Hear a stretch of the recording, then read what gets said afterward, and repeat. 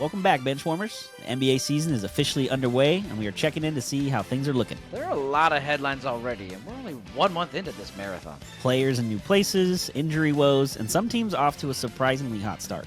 Unfortunately, the defending champs are not a surprise. I'm Brendan, snaking into the wall. I'm Corey, free Giannis, and this is Our View from the Bench.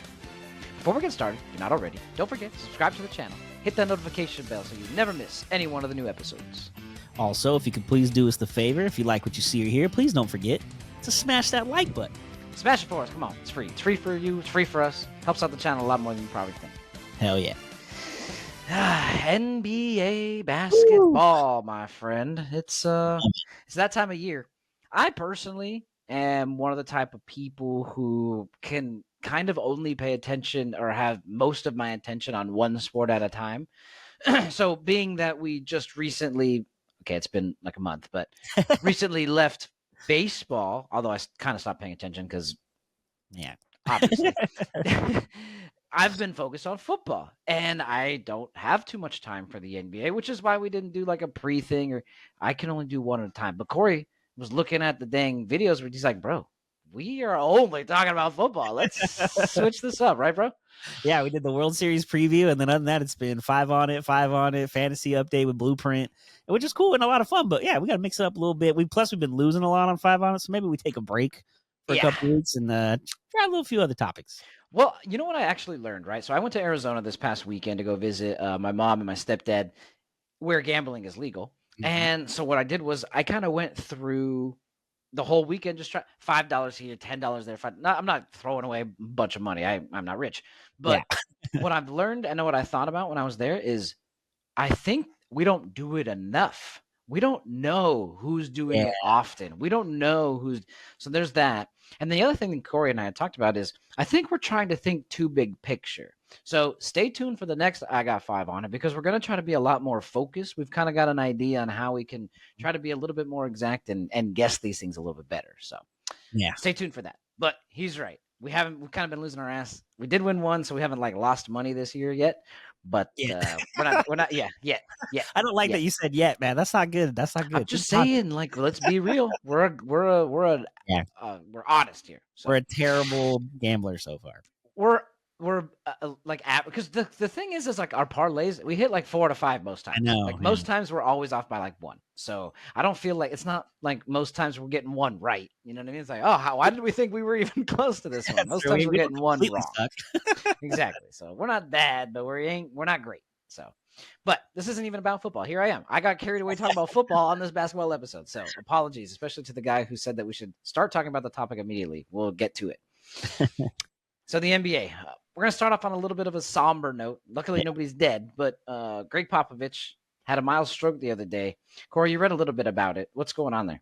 Yeah, so it happened, I think, about a week and a half ago. And initially, it was just Pop had a medical situation, and that was kind of, the end of it. We didn't hear much. And then about 2 days ago, that came out that he had a mild stroke, as you said. Supposedly, the team has come out and said he's going to make a full recovery. He's at home. He's away from the team. They have an interim coach. I think his name is Mitch Robinson, who's in there right now. I think I read too, Chris Paul said that the players haven't even talked to him since everything happened, because they're just like giving him time and space to, figure out how his recovery is going to be, or what the details of that's all going to entail for him to get through. So right now, everyone's just kind of, whenever Pop comes back, Pop comes back. I believe also Pop basically told the general manager, and the coach, hey, just business as usual. I'm not there. You guys continue doing what you need to do. We got a season and games ahead of us. I'll do what I got to do, and I'll get there when I can. So.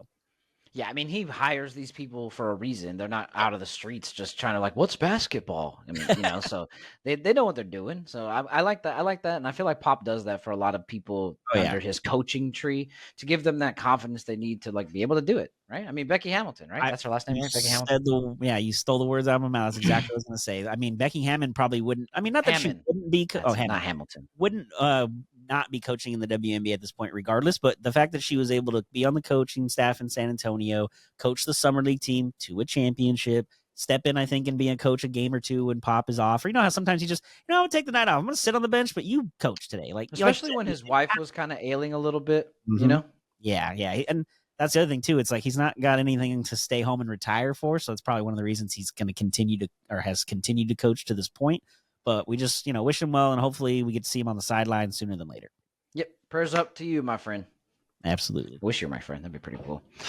Now, I know you said prayers up for Pop, and they are, but I think Milwaukee might need some prayers also, dude. I don't know what the hell's going on over there. I think they need what is it called? Dang it, there goes my joke. I was gonna oh my gosh, where they get a demon out of you? Exorcism. Exorcism. I think they need an exorcism, man, because this is rough, dude. Yeah, You have too much talent. I've told our friend Laffy, you guys have probably seen him on a couple episodes, who is a fan of a team that we don't talk about. There is absolutely zero reason why Drew Holiday should be in Boston. Mhm. Why Milwaukee? Now, maybe they were bending the knee to Giannis. So why Giannis thought that would be a good idea. Yeah. That we need to just replace the everything person with Drew Holiday for the aging only offensive player is beside me. I don't understand it. I would love to blame Doc Rivers, and I And do believe he has a lot to do with this. But I think the downfall of the Bucks started with the Damian Lillard trade.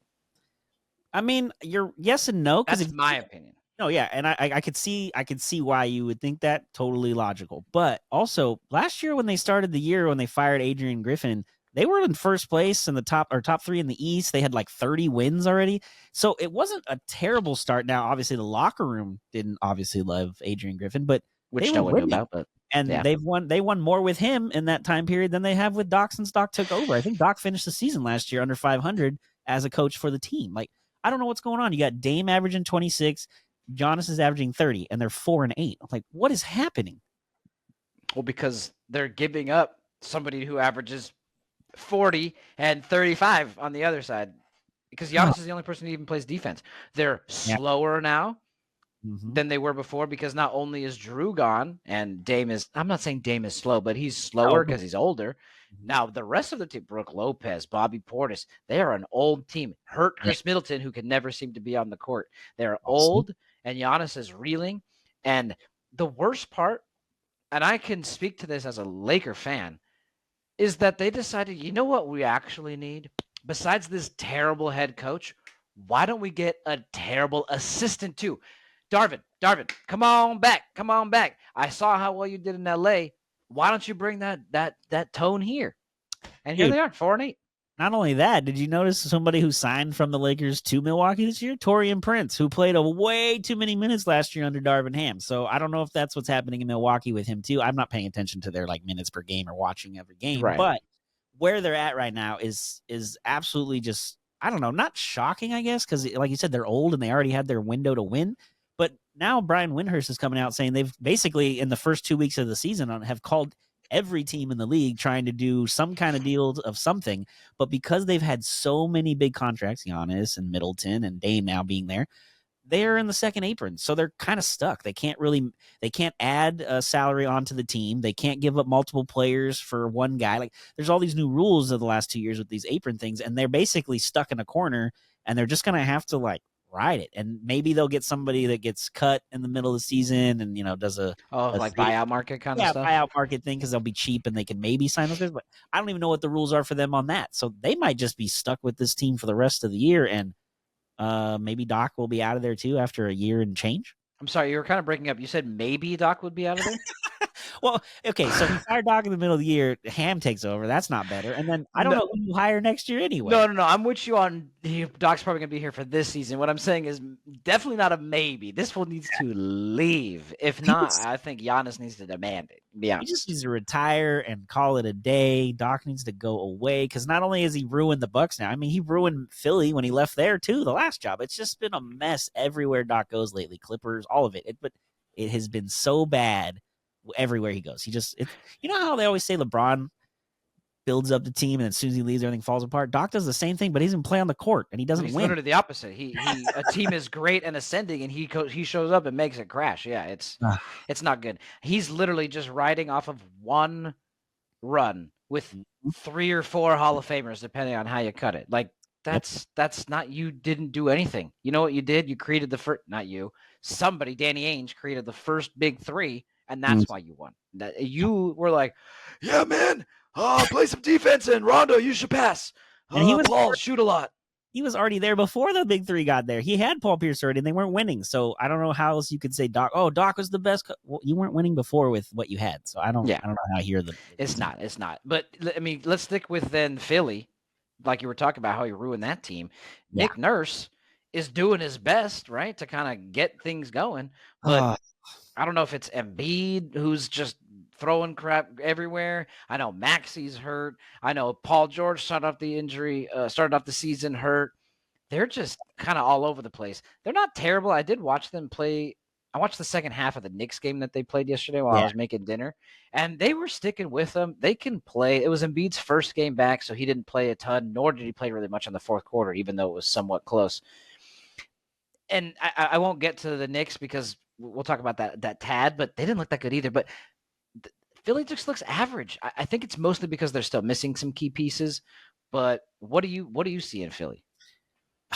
I see untapped potential because I feel like Nurse is a really good coach. I agree. And like you said, they're not winning a lot right now early, but Maxey being out and Paul George in and out of the lineup and Embiid finally coming back after an injury and a suspension, which we'll get to in a second. It's kind of it's almost, I feel bad for Nick Nurse because like he went there expecting these big things and they had a nice roster last year and now they've kind of revamped it a little bit and added obviously an extension to Maxey to keep him around. But I don't know. Embiid, the whole situation is weird. The Paul George, it's Paul George, like he was here in LA, so I guess I shouldn't be too shocked. It's the same color jersey, just a different name on the front. Yeah, true. Very true. But yeah, I don't know. The Embiid situation, as I mentioned, the suspension, getting in an altercation with a reporter in the locker room after a game, which if you read the article that the guy mentioned his brother passing away and his son, and then saying, in order to be there for your family or something, you also need, or in order to show up, you also need to like play games, not just like be around the teams. You're right. A little rough around the edges there. But also Embiid. But he's not wrong, right? Is he wrong though? No. He could have definitely said it better. Don't bring up dead people, like, come on. But he's not wrong in principle of like, bro, it's not just, and I didn't mean to cut you off. I'm sorry. No, you're good. But moreover with Embiid, like, I've done everything for this city. This city should love me. Like, what did you do? I'm not saying you haven't tried. I'm not saying you haven't wanted to play well, but you make it sound like you're Carson Wentz bringing home Super Bowls or Nick Foles, same team, Nick Foles, but or something like that, or at least making it there, But dude, what are you doing? You get bounced in the first round if you make the playoffs every year, and you're barely there for it. So he's kind of calling you out. He did it in the wrong way. I would say that. I mean, I don't believe that anybody should put hands on anybody. No, unless you're defending yourself. But he did it in the wrong way. I'll give him that. But he's not wrong. In my opinion. No, I completely agree. His reaction to the article is totally normal and fine. But it's like you said, the after effect of going into the clubhouse and saying I'm going to mess you up and pushing him, like that's too much. And I don't know why security or the team didn't step in before it got to that point. Yeah, you should know when he walks in the locker room if Embiid's there, something could be brewing. So it's just a lot of untapped potential and injury woes that continue in Philadelphia as it has for. Trust the process, however that long has been. I don't even know. We'll see if they can turn. I mean, they do have talent. To your point, you said untapped potential. That's basically what you said you see with this team. So they have the ability. It's a long season. They're only a couple games in. They have had a kind of a rough. They played a couple West Coast. They played the Suns, the Clippers, and the Lakers on a West Coast trip after playing the Grizzlies at home. So that's a chunk of 4. Then they had the Hornets, which they won. Lost to the Knicks. Lost to the Cavs. But everybody's kind of losing to the Cavs right now, right? Yeah, I mean, dude, the Cavs. What is happening in Cleveland? What did Kenny Atkinson do? I know he was learn a lot in Golden State, I guess. If you think about it too, Atkinson was the guy who was coaching the was he the guy coaching the Nets when they made the playoffs with D'Lo and all those guys? Yeah, that was like 2018, I think, for some reason. I don't know why 2018 stands out in my head. And who would have thought that team could have made a playoff? Like Jared Dudley, literally and on the thought that team would make the playoffs. Yeah, zero people besides maybe Nets players thought that team could make the playoffs. To your point, great point. Absolutely. So I think Kenny Atkinson was already a coach. Then he went to Golden State, learned with Steve Kerr, and won a title in 22, right? Yeah, 22. And now here he is with his own shot and a team that last year was really good and made the playoffs. And now it's very similar if you think about it to when Steve Kerr took over the Warriors. Not the extended amount of time that they were good before, but the Cavs were pretty decent. But maybe the coaching change is just a philosophy change in there is what they needed. And so far, 13-0. It's pretty So who good. was the Cavs coach last year? I know Bernie his name, but Bickerstaff, right? yeah. JB Bickerstaff. I think it's his kid because Bernie So used. is everybody gonna think of JB like everyone thinks of Mark Jackson? Like, damn, this guy had him right there, man. This guy I had him right mean, there. we're gonna find out because he's coaching the Pistons now, and they are already much better They than they look were good, last. bro. So maybe just sometimes the fit with the coach and the players doesn't gel, and maybe him and Mitchell didn't get along, and maybe he gets along better with these younger kids. I don't know, but Cleveland is off to a great start. Kenny Atkinson, Spider Mitchell, and I think they've only got 2 guys averaging 30 minutes a game, so it's a very strength in numbers Warriors kind of. Warriors-esque. Very Yeah. true. Mhm. You said that we found that 6 Cavs are scoring in double digits, There you go. averaging that, which spread the ball. Well, how many you called? I remember when we just talked about the Bucks not too long ago. You called out 2 people who are dropping almost or over 50, almost 60 points a game, and they're 4-8. We've Yeah. got 6 guys putting up the 60 points a game, 13-0. Yeah, there it is. A strength in numbers, as the Warriors like to say. I think Atkinson literally brought that philosophy in the way they play over there. Maybe not moving the ball as much because I don't know if they have as many shooters as Golden State does or did, but the concept of the ball moving and everyone playing off of Mitchell is working really well. Evan Mobley, who was a USC product and has been there a couple years, is starting to kind of figure things out and looking good. So if you're the Cavs fans, you actually should be pretty excited for the future. Evan Mobley is the future of that franchise. I saw an interview, or maybe it was just a quick video of Donovan Mitchell being interviewed about Evan Mobley, and he's just kind of said something. Maybe it was Darius Garland. One of the 2 Okay. guards was interviewed and asked about Evan Mobley, and they said that he's just got the fire in him. He's more confident. He's a little Nice. bigger. He's down to smash on fools now. So he's getting to that tier where it's going to be hard to control the guy if this talent is really kind of holding out. So I mean, Donovan, he the looks great. timeline Bro. on Evan that. Mobley looks great. Yeah, the timeline on Mobley actually makes sense because they say big guys take a couple extra years to kind of get their body right and regularly ready for the season because guards tend to be able to adapt a lot quicker. So it's taken him a few years, but again, having good teams around him, Jarrett Allen at center, so he doesn't have to be the focus and he doesn't have to focus on defense as much, which is good for Mobley. They just got a lot of length on that team and they play really well. So I guess. And to your point, like you said earlier, they were decent last year. Yeah. They have chemistry. They've got basically the same team. Maybe they added a couple pieces. I really don't remember what they might have added in the offseason. Small pieces. Yeah, but they didn't really need much. They just needed experience because they went toe-to-toe with who do they play in the second round? Because I'm pretty sure they won the first round. Was it the Knicks they lost to, I think? Let's see. They won the first round in 7 against Orlando and either Boston. Boston. Yeah, I think it was Boston because Mitchell was hurt and so was their center. I forgot. Jarrett Allen, yeah. Jared Allen. Thank you. Yeah. So, yeah, they lost to Boston. So, I mean, even a healthy team that might have at least put up more of a fight. Yeah, absolutely. But it is what it is. Since we're talking about the East, man, let's talk about how terrible they really are. I mean, we've already talked about Philly not looking great. We've already talked about the Bucks not looking great. Those are some of the top teams that people think of when you think of the top of the Eastern Conference. But there really is no top of the Eastern Conference. There's just a couple teams, and then everybody sucks. There's just 3 teams, and if we did this episode like 2 days ago, it was only 2 teams actually above 500 when Orlando was at 6-6 at 500. They've won a game since we've waited a day. And it's just those 3. Everybody else is bottom. Yeah. When they were 5-5, that's when I had looked a couple days ago. Orlando was 5-5, 3rd place. Oh my gosh. 5-5, Mavs, 11th place. Yeah, see, the West is just so much better. As you mentioned earlier when we were talking about getting ready for the Eastern Conference. Like, this is just it's terrible. There's nothing to get excited about. There's 2 good teams. Orlando's young, but Paulo Banchero is out, so I don't know how good they will be until he gets back. Is like really making a push to get. I should say they're in the top 3, but be in a real conversation as a top 3 team in the East, not just on the standings. Exactly.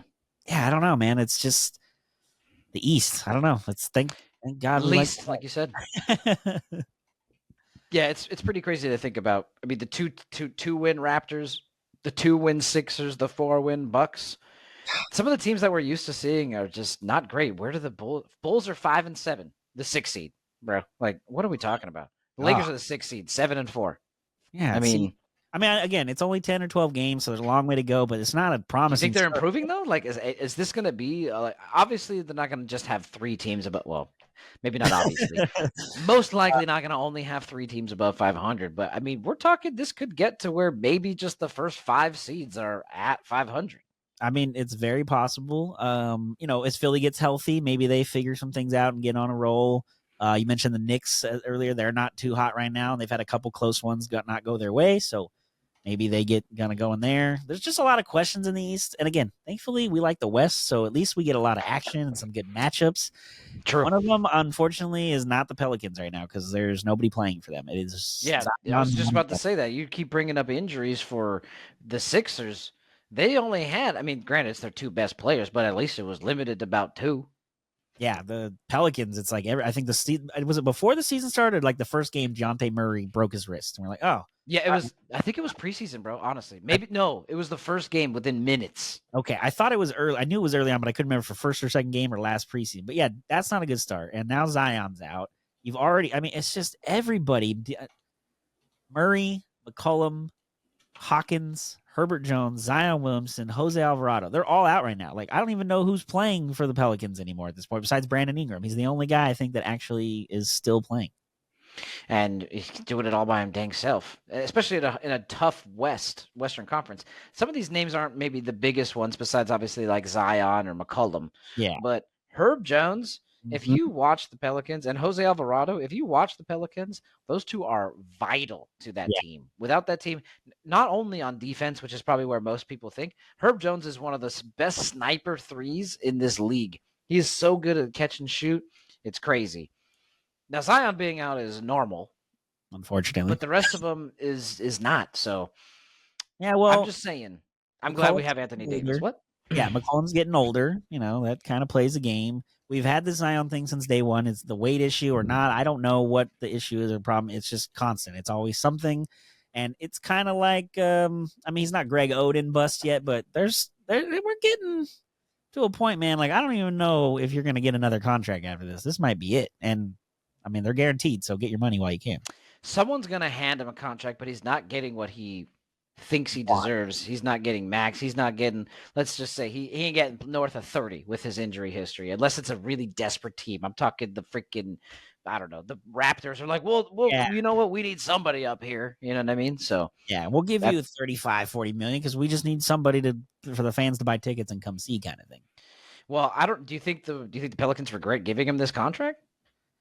No, because if he walks away and you get nothing, then you don't have anything to help you either. So that's the reason I hate this whole like rookie extension thing. Like I get it. It gives the team an option to keep these players longer, but the player, like, what if like if you're a team and you don't have any other option, but you just like, well, this is the only thing we can do. So I guess we just give him all his money. We'll figure it out later. It just doesn't seem like a smart decision, but I know the owners and the teams are kind of just like, well, we got to pay who we got to pay or who we can afford. And with the apron thing now too, that probably changes the entire landscape of how they do their job. But I'm with you on that one. It's a lot of money, man, and I don't know how you sell tickets anymore at that point or fill an arena, which Clippers are not doing, by the way. I don't know if you've noticed Into a Dome is not very full lately.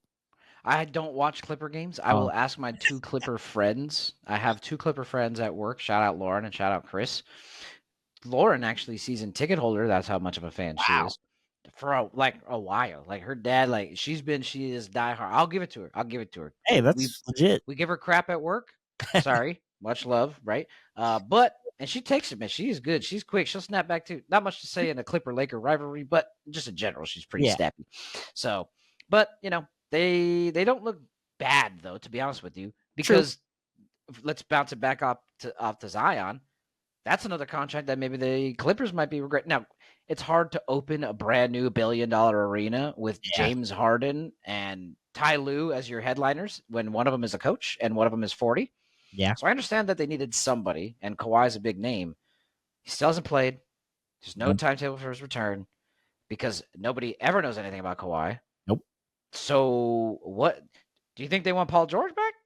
Dude, I don't know why they should have given George the contract and let Kawhi go, because if anybody else was going to sign Kawhi, they wouldn't be playing anyway. So exactly, I don't know what. And the crazy part is if you watch Paul George's podcast, he talked about this. Like he said, like I just told them I want what Kawhi gets. Like if that's what Kawhi got, I want that, and then we're cool. I don't want anything extra. I don't want anything more. I just want the same. They're like, no, we'll offer you less. And he was like, all right, well then no, I'm leaving. So. Yeah. I kind of don't blame him, to be honest with you. Not at all. He was also I don't know if Philly's a better place, like as in basketball wise, but because Ty Lue is a really good coach, but Nick Nurse is a good coach too. Mhm. But maybe it's got tired of that point of like, all right, we actually have a pretty good team. I think we're going to make the play. Okay, we're in the playoffs. We're the fourth. This guy's hurt again. Yeah. Okay. Now, granted, it's not like he went to a team where everybody's healthy all the time either. So True. he might be feeling that same thing with Joel Embiid. But maybe he just got tired of everybody loves Kawhi. He's the best player. Yeah, he's never freaking playing. Dude, you know what though? If you think about it, one of the best things that ever happened is he didn't sign with the Lakers because the Lakers would have been screwed. Oh, Kawhi, yeah, dude. Yeah. I think about that all the time. Because again, I have a couple Clipper fans at work, bunch of Laker fan friends, and we talk about it all the time. Man, we kind of dodged a bullet, bro. We kind of did. It might have worked more than it worked in. I was gonna say in LA. It would have worked locker hall in the other hallway, right? It might have worked more with us than them. I'm not, but I don't know that. Yeah.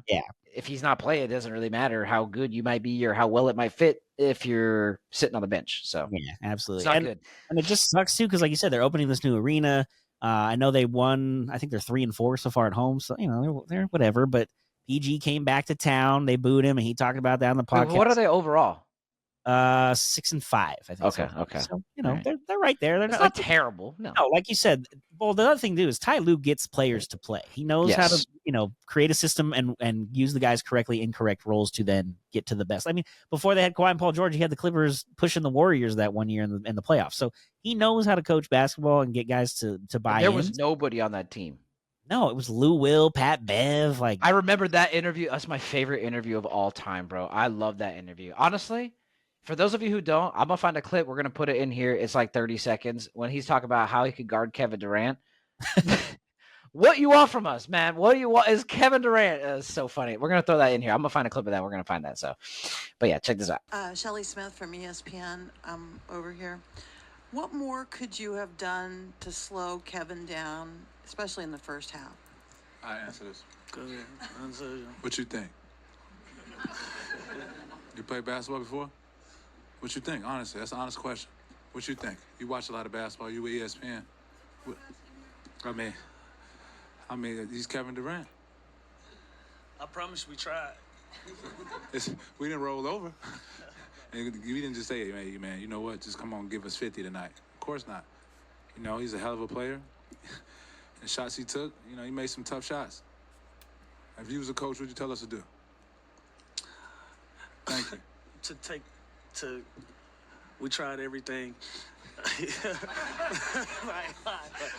So we tried everything. We had several different coverages for KD, and they didn't work. Like sometimes you come across special people, and it doesn't matter what you send to them. It's no scheme. It's no it's no nothing that you can do with special people. He's one of them, and he showed it tonight. He put them guys on his shoulders, and even the game that he came out, he was like, "I'm Kevin Durant. Y'all know who I am." Clippers, Intuit Arena, the wall not working and not. I'm sneaking in there, bro. I don't care.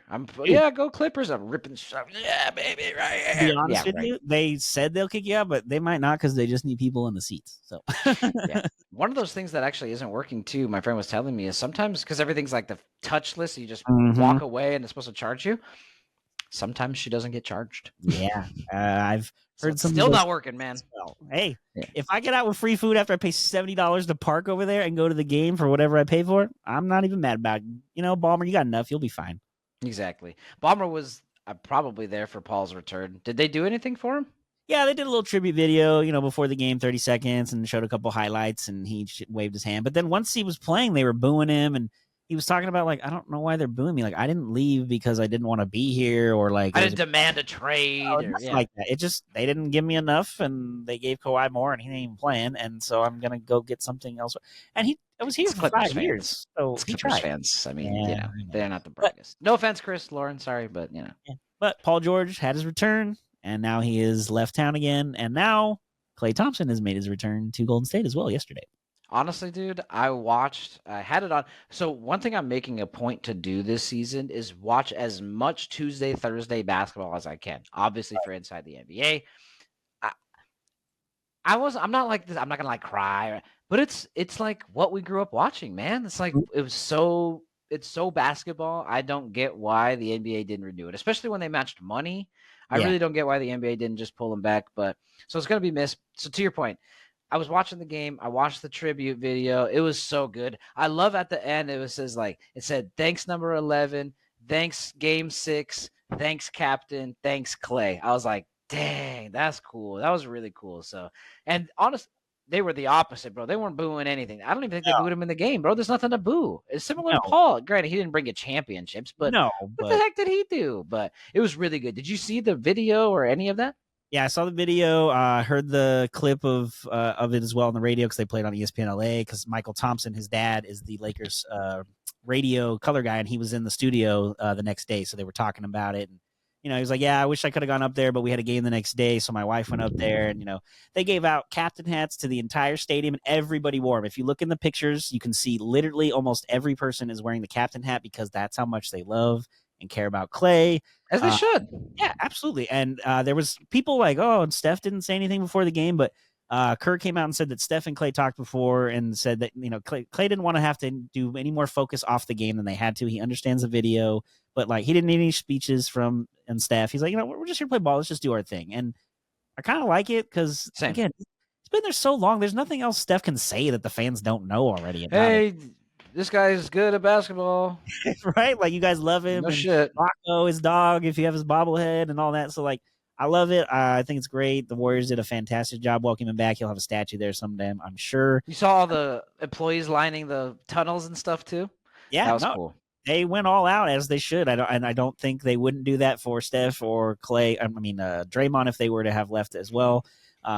Just the highest class of the Warriors can do over there with everything they handled. So unfortunately for Clay, he didn't get the win back in Oakland or San Francisco. That's weird. San Francisco like he wanted, but it was a good game to the end, at least I thought. I did see it. No, not thought. That was an epic game, especially the fourth quarter. Yeah, last like 4 minutes. I mean, it goes without saying.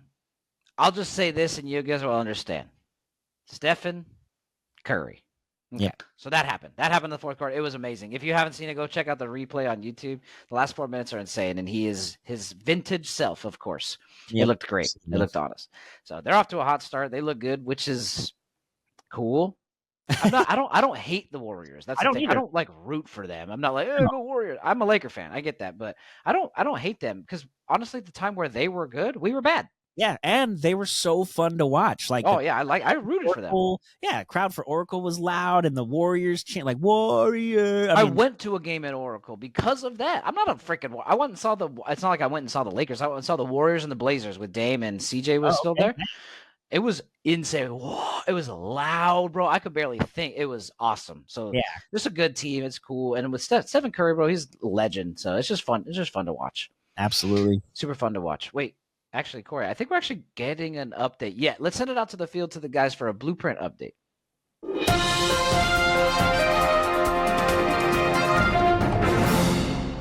Thanks, Brendan. And we're back for another update with Week 11 matchup for Nando and fantasy football. Brendan, Nando, welcome back. Thank you. Nice to be back. Nando, good to see you, my friend. Thank you. All right. Well, here we are. Wait, what? I said, how we feeling, boys? I mean, well, luckily for this week, I think we're feeling pretty confident. Okay. That's necessarily not because of how great we're doing, but perhaps because of the opponent that we're playing. But before we get to the opponent, again, like we always do on these catch-ups, let's get to which one of our waivers got through. Also, what else did we pick up that we didn't let you guys know about? Nando, let's start off with the waiver that we got and then the other person that we picked up today. You want to break it down for us? I can break it down real quick. All right. So, from Tennessee Titans, we did pick up, indeed, Calvin Ridley, their wide receiver. The Titans may suck, but at least Calvin Ridley's there to carry them through it. As well as this was a surprise from Brendan, as he's heard a lot of chatter. We're picking up Audric Estime. Don't know how to pronounce that for sure. Me either. But, sounds it's good there. to me. And we dropped Brian Thomas Jr. because we haven't seen anything in a while. Yeah, and he's decent. He's decent, but to your point, he's not like blowing up. And now we need people to blow up. Yeah, I was going to say, Corey, kind of break down exactly a little bit more of the background to why. Yeah, we're going to there. Trevor Lawrence is out. He's got an AC joint or shoulder issue, so he's going to be out. Out for the year. Yeah, and which for them that's probably better anyway because they're not winning anything. But it's too bad they gave him all that money in the offseason.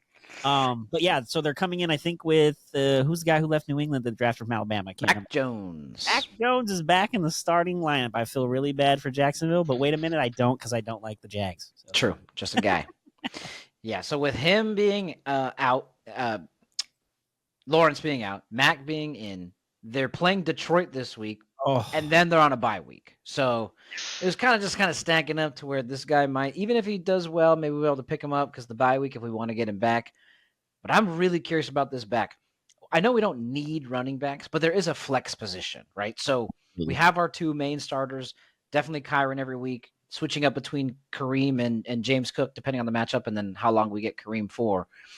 But Audric Estime, I'm just going to run with how you said it, Nando, is somebody that has been getting to Nando, like Nando said, a lot of chatter. This guy's kind of taking over the starting position. Bo Nix is starting to figure stuff out. And Sean Payton, as much as he might have been a little bit older, still understands how to run an offense. So those are kind of all the things that we're going for. Yeah, but we weren't done. Well, before we go to the next move, you mentioned like Sean Payton. I kind of keep forgetting he's in Denver because we don't really hear about the Broncos very much, and they're not. True. They're better this year than they were last year. Yeah, with the Russell experiment that didn't work, but I just always forget Sean Payton's there. But I'm with you. I feel like Payton still knows how to create an offense, and Nix might not ultimately end up being as good as Breeze, but he's very similar as far as like a smaller guy, can throw the ball really accurately. So if he can get an offense, and they've seemed to improve as the year has gone on, so something for Denver fans to at least be excited about for maybe next year. Yep, exactly. And to your point, they get lost in the sauce because of just who's in the division, right? That's true. The Chiefs obviously leading it. Harbaugh coming into the Chargers, they're doing great. And even Nando, Cellar Dweller is probably one of the most popular teams in the league, the Raiders. So you get lost just because of who you're in, I mean, even if they're not doing well, Raiders are still very popular. So you're kind of getting lost in the sauce with that division as well. So another reason kind of why it might be that way. But like I mentioned, we weren't done there. We're all into these little tweaks because we need to get in. We're a game out of the playoffs right now. 5-5, 6-4 is a fourth place team. So we're not too far back, but we're switching up finally. The defense that we've been having with hasn't been really riding very well with us. Nando, what are we claiming here?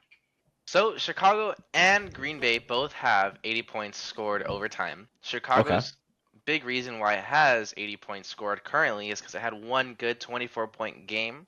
That hasn't really happened since. They've had a few, double-digit games, but we're now picking up Green Bay, who someone's been excited about and been wanting for the past few weeks. I don't know who. And seeing as one, starter sit says 13 out of 13 experts say to play them instead. Two, just Yahoo Fantasy has showed 95,000 drops for Chicago and 337,000 pickups. Wow. Is showing a lot for Green Bay. Well, when we were talking about earlier, Brendan mentioned we didn't want to have the Chicago defense necessarily go up against Jordan Love this weekend either. That might not be our best interest as far as getting at least a couple points. Exactly.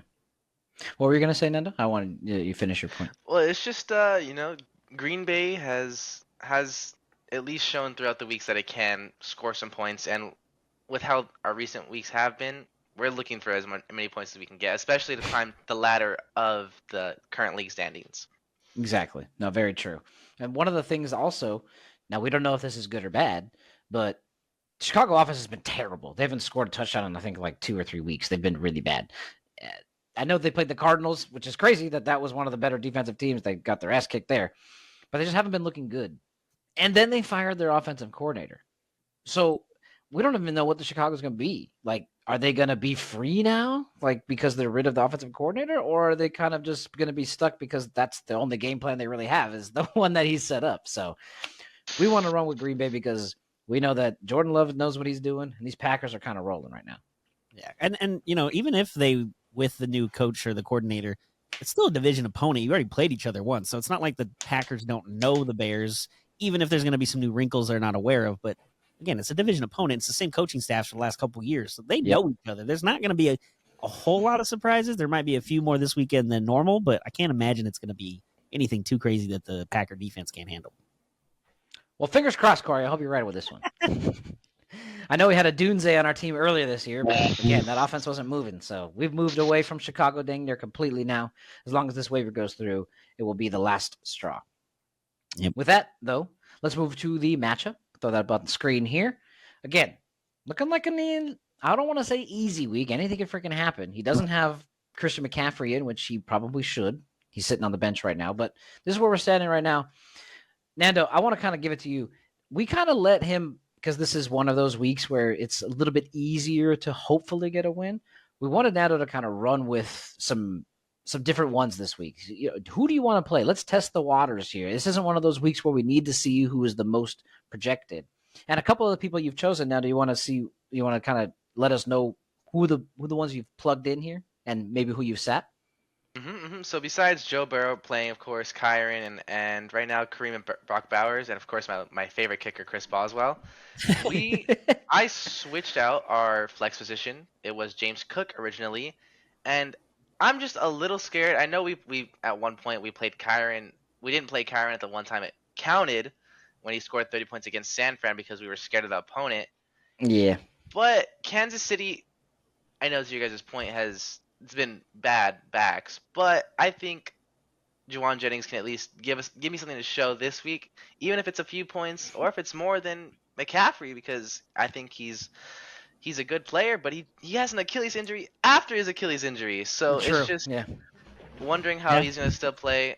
Kareem Hunt's still going to be there. I'm still banking on a lot of points from a lot of players, and I'm also going to play Josh Downs. We just picked him up. He's been semi-consistent these past few weeks, and if it's there, it's there. They are playing the Jets, which is Devontae's on, and recently we found out we can drop Devontae. So, Yay! If I really wanted to. About time. I thought you guys were lying to me earlier when you said you could do it. I was like, nah, we can't do that. Remember I told you the joke earlier, the text? We can't do It was locked? Nope, not anymore. He's been officially unlocked. He broke the curse, Corey. Woohoo! So we'll take that. But no, that was a great breakdown. And the main reason why is because James Cook is the guy, going up against the Chiefs this week.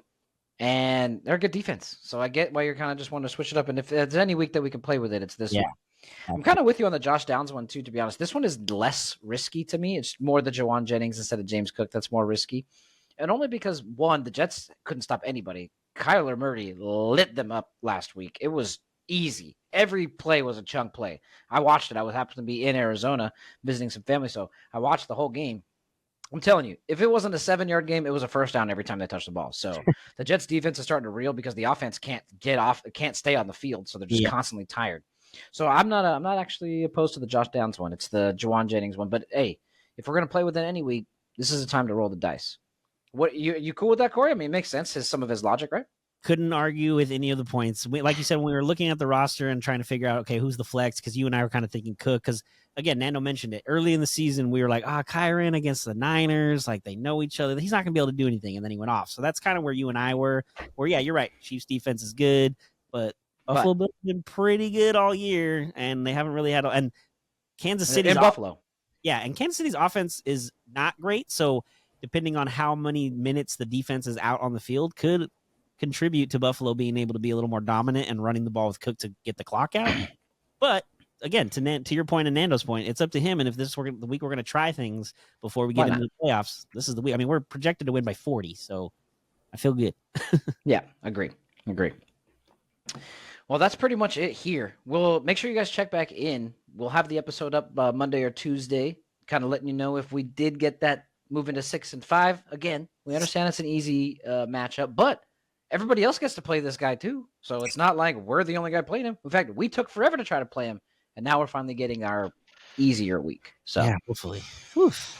Looking forward to this one. But Nando, man, I like the moves. Your logic kind of makes sense on them, and this is what we're running with. So hopefully we switch up that Chicago Green Bay defense. But other than that, what you guys see on the screen or what you saw on the screen, that's what we're going with this week. Yep. Nando, how you feeling, sir? Feeling good about this matchup?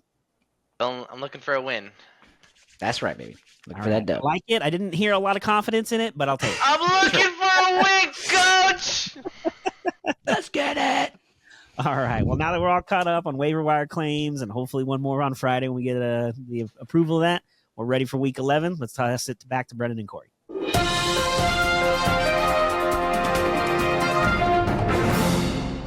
Thank you, Brandon. Thank you, Corey. Well, we talked a lot about basketball, a lot of fun storylines. One thing that I want to touch on slightly, and then we're going to move into the. I guess Corey and I tried to come up with something for the end of the episode. We're going to try to predict a matchup for the NBA Finals. But before we do that, I just want to touch on a couple things. Number one, I don't care what anybody says. How cool is it LeBron James got to play with his son on a basketball court in the professional NBA? Absolutely awesome. I don't understand why people are still mad and talking about it. He's hardly played. He hasn't affected the team. LeBron's happy, which he's showing it on the court. He's getting a little bit 3 straight triple doubles. He's got a little spring in his step. His boy's there. That you could see yesterday he had that big dunk and he came to the sideline. And first person there was Bronny. I was like, yes, that's what I'm talking about. Like, they're having fun, dude, and they're winning. And I think JJ has been really good so far. I have no issues. I think I love his honesty in press conferences and his attitude of how he explains things, because he's still a player in here, and I love it. I absolutely love it. Yes. I like that he seems to give a shit on the sidelines. Mm-hmm. That's pretty cool. You know what he's not doing? Sitting with his hands in his pockets. Did you see the report that he's already broken a couple clipboards this season?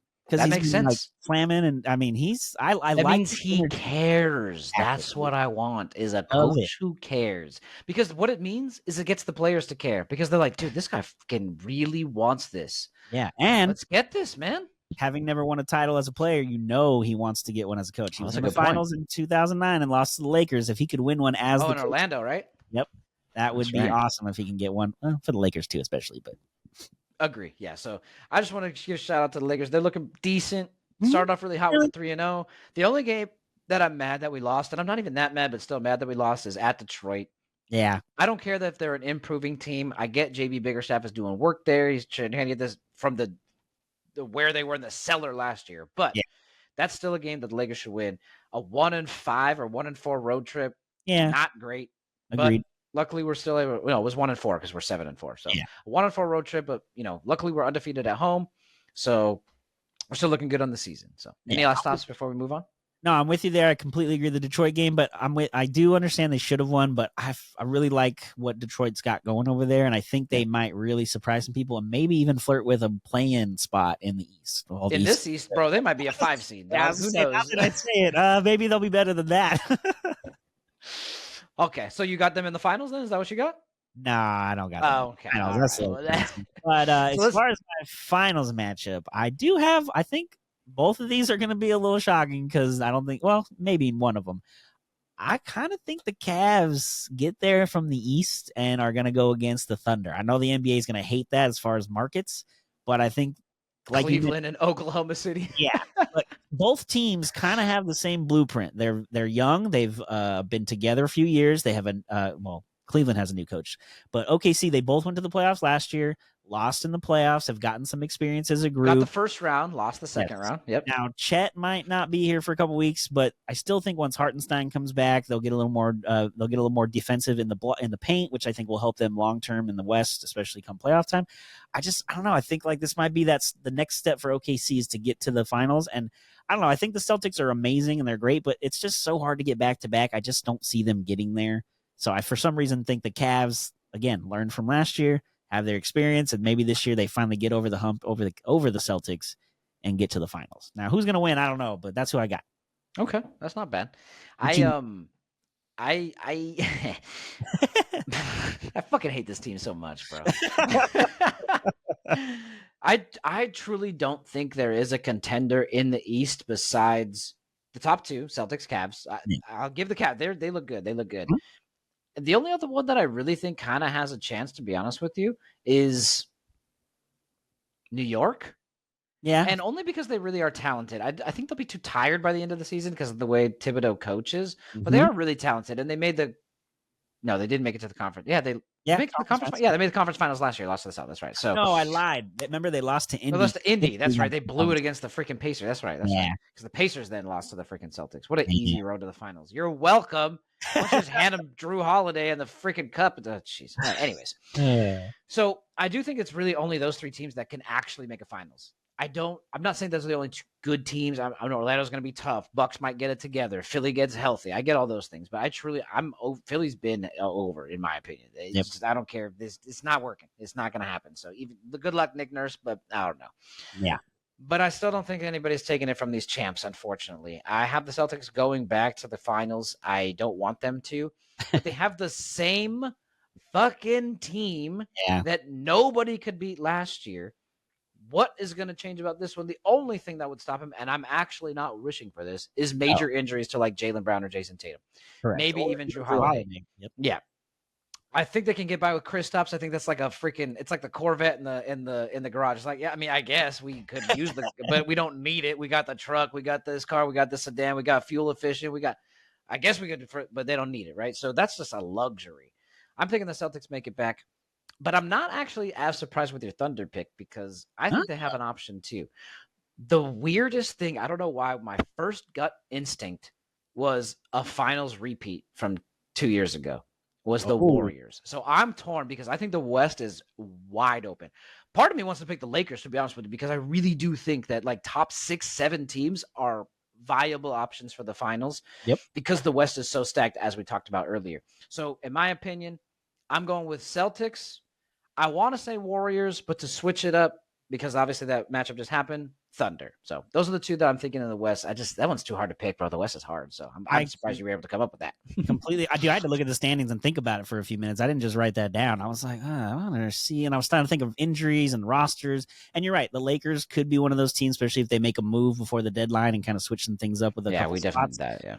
But yeah, the West is open. I feel like anybody, like you said, even 1 through 7 or 8, depending on who those playing teams are, like it could be really anybody's. I mean, the Lakers were the 7 when they made the Western Conference Finals a couple years ago. I know it's not the normal team as a 7, but it did happen, so it's not out of the realm. Exactly. So, well, there's our picks. There's a quick wrap up. Not very quick. Sorry, it's a long one. But you know what? You get all of your NBA updates all in one video. So let us know in the comments below how your team started this season. Lakers are actually doing pretty good. Are you happy with it, or is it already on to next year? And is your team even going to be in the battle at all? Are you a fan of maybe the Clippers and you're a little worried if they're even going to make it? Let us know at Twitter and Instagram at RViewFTB or in the comments here on YouTube. What do you guys think? Who's your finals matchup? Do you think we're crazy for picking the Thunder? I don't know. Nah, we ain't crazy. They're a good team. They're a pretty good team. So. Anyways, thank you all for stopping by as always and seeing things from our view from the bench. I'm Brendan. I'm Corey. Like we always say, enjoy the sports until we talk again. Peace.